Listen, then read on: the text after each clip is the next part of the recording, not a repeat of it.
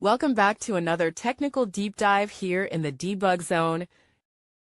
Today we're tackling a big question and breaking it down with insights from other users. Hopefully this clears up some misconceptions and helps you get the answer you need.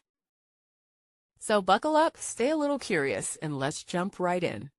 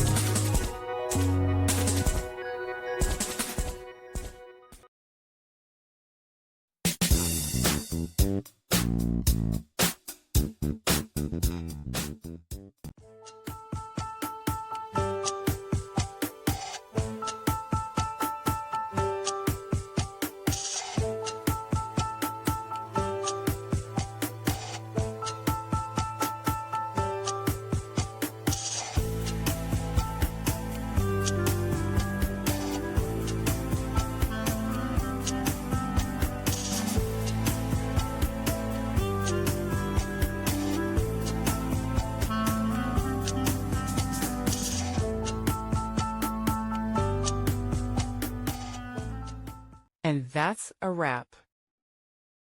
I hope you found the answer you were looking for. If you did, take a second to hit that subscribe button. It really helps out. And let me know in the comments which solution worked best for you. See you next time in the debug zone.